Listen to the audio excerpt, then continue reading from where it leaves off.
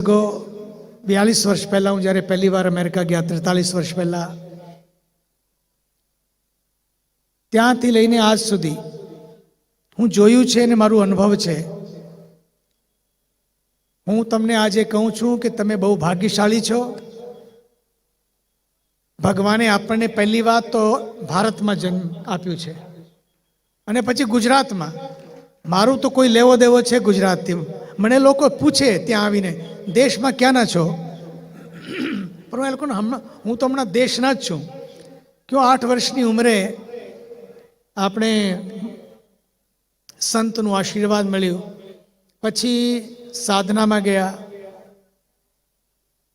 તે દિવસથી લઈ આજ સુધી 60 વર્ષ તો ઋષિકેશમાં જ થઈ ગયા. મારું અનુભવ છે કે આપણે ભારતમાં જન્મ લીધો છે.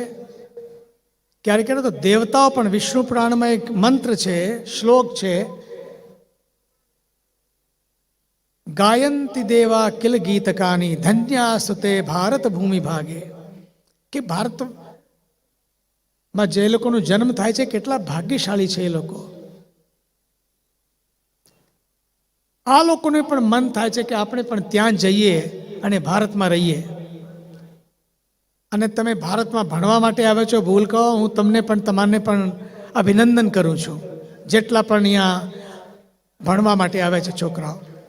પણ તમારી ગુજરાતીને સાચવીને રાખજો, તમારી ભાષાને, તમારા ભોજનને, તમારા ભાવોને સાચવીને રાખજો. When you go back to your country, wherever you have come from, they can also see the change in you and come back to आत्मीय विद्या मंदिर. दूसरी बात जो बहुत महत्व की है, जो मुझे बहुत अच्छी लगती है, वैसे तो सूरत ने सच्ची बात यह है पूरे देश में भारत की पिक्चर को ही बदल दिया है. सूरत वाला एक तो कर्णની ધરતી છે, કર્ણની ધરતી, અને પછી કર્ણની ધરતી નથી પણ કર્મની પણ ધરતી છે. हीरा के व्यापारियों ने और बाप सब ने जो नाम इसका पूरे विश्व में दिया है. અને મારે પાસે જ્યારે ઋષિકેશ આવે ને, એ લોકો 15 વર્ષથી ઋષિકેશ આવે છે 10 દિવસ માટે. બધા હીરાના વેપારીઓ ત્યાં આવીને પોતાના પરિવારને, સ્ટાફને સાથે લઈને ત્યાં જ આવી જાય, ત્યાં જ રહે. આ લોકોની દિવાળીને બેસતો વર્ષ ઋષિકેશમાં. અને પછી એ લોકો મને કહે કે જ્યારે છોકરાઓની વાત આવે કે આપણે ક્યાં જવું છે, ગોવાની વાત નથી કરતા. બોલે આપણે ગંગાને કાંઠે જવું છે. ગોવા કાંઠે નથી જવું, ગંગાને કાંઠે જવું છે. આ આપણા સંસ્કારો, એવી આપણી संस्कृति. इसलिए इस संस्कृति को टिका कर रखने के लिए आत्मीय विद्या मंदिर जैसे गुरुकुलों की आवश्यकता है. दूसरे भी स्कूल हैं, लेकिन दूसरे स्कूल आपको शिक्षा तो दे सकते हैं, लेकिन दीक्षा यदि कहीं से मिलती है वो इन्हीं स्वामीनारायण गुरुकुलों के ऐसे सुंदर मंदिरों से मिलती है. और ऐसे जितने गुरुकुल हैं उन सब गुरुकुलों से मिलती है, क्योंकि वे जीवन की शिक्षा देते हैं. कई बार स्कूल हमें जीविका की शिक्षा देते हैं, how to earn your living, पर यहाँ तो how to earn your life, how to live your life, उसकी शिक्षा यहाँ पर मिलती है. आज के मॉडर्न स्कूल हमें इंटरनेट से जुड़ना सिखाते हैं, लेकिन गुरुकुल हमें इंटरनेट से जुड़ना सिखाते हैं. आज इंटरनेट और इंटरनेट की ज़रूरत है, दोनों में सेतु बंध हो. क्योंकि पूरे विश्व में मैं देखता हूँ, मेरे पास भी जब लोग आते हैं आश्रम में, ગંગાને કાંઠે આખા વિશ્વથી લોકો આવે. કાલે પણ હું મળતા હતા, આજે પણ મળ્યા, ગયા પરમ દિવસે પણ હું જોયું લોકો જ્યારે એટલા દેશોથી હતા મળતા મને. હું એને પૂછું તમને શું મળે છે? ભલે અમને શાંતિ મળે છે. બધું છે ત્યાં પણ શાંતિ નથી. અને જ્યારે એ લોકો આવે તો ક્યુરિયોસિટી હોય, લોકોને લાગે ભાઈ આપણે ત્યાં આશ્રમમાં જઈએ છીએ, 10 દિવસ આપણે રોકાઈશું, તો 10 દિવસમાં ક્યારે ત્યાં આપણે ઇન્ટરનેટ હશે કે નહીં હશે.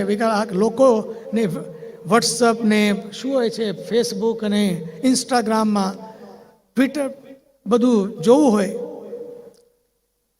તો લોકો મને પૂછે ત્યાં વાઈફાઈ છે. હું આ લોકોને કહું, ભાઈ તમે જો, તમે વાઈફાઈ માટે નથી આવતા ઋષિકેશ, તમે વાઈ આઈ, હું શા માટે આવ્યા છું આ ધરતી ઉપર, આને માટે તમે આવો છો. અને આ જો સંમેલન છે, હરિપ્રબોધમ યુવા મહોત્સવ છે, આને માટે જ છે, તમને પોતાની ઓળખાણ કરાવવા માટે. તમે શું છો, તમે ક્યાંથી આવ્યા છો, તમારું લક્ષ્ય શું છે. સંસ્કૃતમાં જગતગુરુ શંકરાચાર્યજી મહારાજ એક બહુ મોટી વાત કીધી છે. કોહમ કસ્ત્વમ કુતાયાતા કામે જનની કો મે તાતા ઇહ સંસારે ખલુ દુસ્તારે કૃપયા પારે પાહી મુરારે કોહમ કસ્ત્વમ कुतायाता. जगत गुरु शंकराचार्य जी महाराज ने बहुत अच्छी बात कही है कि को हम, हु एम आई, मैं कौन हूं, हूं कौन छू. को हम कस्त्वम, અને તમે કોણ છો, તમારા ને મારા રિલેશન શું છે. હરિપ્રસાદ સ્વામીજી મહારાજ જ્યારે વાત કરતા એ એક જ વાત કહેતા કે આપણું જો રિલેશન છે ને આત્મીય રિલેશન છે, આત્માનું રિલેશન છે. આ માટે આપણે એક છીએ, એક પરિવાર છીએ, એક પરિવાર છીએ. આ આપણને યાદ રાખવું છે. હરિપ્રસાદ મહારાજની જે વાત છે કે આપણે એક પરિવાર છે, એક પરિવાર છીએ. આપણે બધા ભગવાન સ્વામિનારાયણના ભૂલકો છીએ. योगी जी महाराज एक महाराज कहता, ये हमें याद रखना है. इसलिए छोटी छोटी चीज़ें हैं, छोटी छोटी बातें हैं, उनको ज़्यादा ध्यान में न रख के हम कैसे एक हो सकते हैं, कैसे हम मिलके हो सकते हैं, मिलकर रह सकते हैं. यही सच मानिए सच्चा सत्संग है. क्योंकि जिंदगी कितनी छोटी है, कितना छोटा जीवन है. उस छोटे से जीवन में हम जो करें कुछ ऐसा करें जो समाज में एक मॉडल बने, एक एग्जाम्पल बने. और फिर समाज में जब हम आगे बढ़ते हैं, जो हम आदर्श उपस्थित करते हैं वैसा ही समाज पालन करता है. इसलिए जब मैंने मंत्र बोला, मैंने एक पहला मंत्र बोला, ओम सहनाववतु सहनौ भुनक्तु सह वीर्यं करवावहै तेजस्विना. ये जो बात आती है सारी, तेजस्विनौ, हम साथ साथ, हे प्रभु हम सबकी साथ साथ रक्षा करो. सहनावतु सहनौ भुनक्तु, हम साथ साथ मिलकर प्रसाद ग्रहण करें, भोजन ग्रहण करें, अपने साथे जमीए, साथे भणीए, साथे बधा मळीने काम करिए, साथे शक्तिનું સંચયન કરીએ અને તેજસ્વી પણ આપણે સાથે સાથે આપણે સાથે રહીએ ત્યારે તેજસ્વી થઈએ. ये बहुत जरूरी है. और मुझे एक बात आज और भी कहनी है कि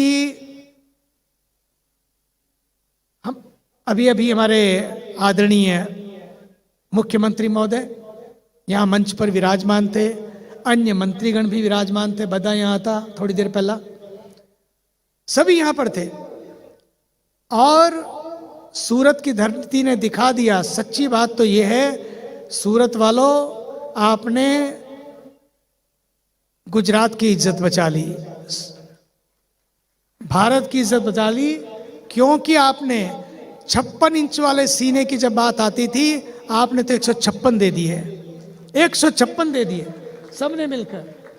और सूरत वालों ने बहुत देश के लिए, विदेश के लिए, स्वदेश के लिए, प्रदेश के लिए और पूरे भारत के लिए, पूरे गुजरात ने, सच मानियो तो दिल्ली को, पूरे भारत को 2 ऐसे गुजराती दिए हैं जो पूरे देश में राज कर रहे हैं. और आज उस एक ऐसे देश के तपस्वी प्रधानमंत्री जी, जिनकी माता श्री अभी थोड़े दिन पहले उनका शरीर शांत हुआ और आज गंगा के पावन तट पर उनकी अस्थियों का विसर्जन हुआ आज। इसलिए मैं उस माँ को भी, उस बा को भी अपनी श्रद्धांजलि अर्पित करता हूँ। पूज्या हीरा बा ने एक हीरा जैसा, हीरे जैसा पुत्र पूरे भारत को नहीं पूरे विश्व को दिया। सच मानिए, उनकी वजह से आज भारत की अर्थव्यवस्था 5वें नंबर पर आ गई है। ब्रिटेन को भी आपने, जिस ब्रिटेन ने हम पर राज किया, उस ब्रिटेन को भी पीछे छोड़ दिया। ये है गुजरात का गौरव। गुजराती हम पण ज्યાં જાય ને, તમને તો ખબર છે, હું તો આખા વિશ્વમાં ફરું છું, જ્યાં જ્યાં વસે ગુજરાતી ત્યાં ત્યાં સદાકાળ ગુજરાત, બધા સાથે લઈને ગુજરાતને ફરે છે। અને ગુજરાતની ગરવી, ગુજરાતનું ગૌરવ, ભાવ, શિસ્ત, અનુશાસન એ બધું જ લઈને જ્યારે મોદીજી ત્યાંથી દિલ્હી ગયા, દિલ્હીમાં જઈને પણ એવો દર્શન આપ્યું છે, આજે આખા વિશ્વ જોએ છે કે yes, Gujarat can do it and India can do it, गुजरातियों कैन डू इट। ये जो भाव है ना कि गुजरात वाला करी सके छे, और एक ऐसा लाल दिया उस बा ने, मैं उस बा को पुनः वंदन करता हूं। और दूसरी बात देखो, कितना बड़ा एग्जाम्पल है कि भी कितनी सादगी थी। लोगों तो अपने विचार करता था, अपने बदा संतों पर विचार करता था, आपने ત્યાં જઈએ અને બાને આપણે, બાની जो अंतिम यात्रा છે એમાં આપણે જોડાઈએ। पर इससे पहले लोग जुड़ते, कितने सिंपल तरीके से, सादगी से आए, सारी जो विधि है उसको पूर्ण किया, पोते पोताना खावा पर लईने। आप जो तो करा, तब अगर कोई देखे उसको तो लगता है पूरे विश्व के लिए वो एग्जाम्पल है, एग्जाम्पल है पूरे विश्व के लिए, पूरे विश्व के लिए। ये है अपनी संस्कृति, ये है अपने संस्कार। और फिर 5-6 घंटे में पूरी विधि पूर्ण करके वो चल पड़े और जाके कर्म योगी तरह अपनी ड्यूटी बजाने के लिए वो पहुंच गए। आज भी हरिद्वार में गंगा के पावन तट पर जब उनके अस्थि विसर्जन हो रहे थे, किसी का जमावड़ा नहीं, कोई जमावड़ा नहीं, एकांत में शांत में बैठकर जाए, पूजा की और माँ गंगा को, उस गंगा को समर्पित कर दिया। वो गंगा गंगा सागर बन गई, गंगा सागर बन गई हीराबा। और वो इतनी दिव्य माँ, तो मुझे तो कोई कहे उनका संदेश जो उन्होंने 100वें जन्म दिवस पर आदरणीय मोदी जी को दिया, वो संदेश भी था, वो आदेश भी था कि कर्म बुद्धि थी अने जीवन शुद्धि थी। यही तो जीवन है। कर्म जियो, शुद्धि से जियो, बुद्धिपूर्वक जियो, और जीवन जियो तो शुद्धिपूर्वक जियो। आज समाज में बुद्धि बढ़ती जा रही है, शुद्धि खोती जा रही है, कम होती जा रही है। इसलिए संतों के ये सत्संग, ये हरि प्रबोध युवा महोत्सव बहुत ज़रूरी है, ताकि बुद्धि बढ़े, नो प्रॉब्लम, लेकिन शुद्धि कम ना हो जाए। तो बुद्धि और शुद्धि का संगम होगा तो पक्का मानिए जीवन में सिद्धि का दर्शन होगा, सफलता का दर्शन होगा, प्रसन्नता का दर्शन होगा। हमारे शास्त्रों में, उपनिषद में कहा है, कुर्वन्नेवेह कर्माणि जिजीविषेशतम समाह, कि कर्म करो 100 वर्ष तक करो, 100 वर्ष तक जियो, लेकिन अपने लिए नहीं बल्कि समाज के लिए जियो। इसलिए ये संत जो अपने जीवन को दिए हुए हैं, जिसकी वजह से ये आत्मीय विद्या मंदिर आज उस आदर्श को स्थापित कर सका है। और महाराज श्री के समय से ही जितना भी कार्य उन्होंने किया वो अद्भुत किया, अनुपम किया, अलौकिक किया। और फिर हमारा यही लक्ष्य होना चाहिए कि हम उनसे सीखें, अपने जीवन को सात्विकता के साथ जीते हुए अपने जीवन को हम एक आदर्श जीवन बनाएं, अपने जीवन को एक मस्त जीवन बनाएं। क्योंकि जो भी कर्म हम करते हैं उसका असर हम पर भी पड़ता है, समाज पर भी पड़ता है। हमारा एक अच्छा कर्म, हमारा एक अच्छा कर्म किसी का कर्म बदल देता है, किसी का दिन बदल देता है, किसी का दिल बदल देता है, तो किसी का जीवन बदल देता है। ये विद्या मंदिर न जाने कितने लोगों के जीवन को बदलेंगे। इसलिए हम अपने इन विद्यालयों से IQ बड़ा हो, ये बहुत बड़ी बात है, पर आई क्यों, मैं क्यों हूं, इसका दर्शन कराना आज आत्मीय विद्या मंदिरों का सबसे बड़ा कर्तव्य है। और उस कर्तव्य को महाराज श्री आप पूर्ण कर रहे हैं।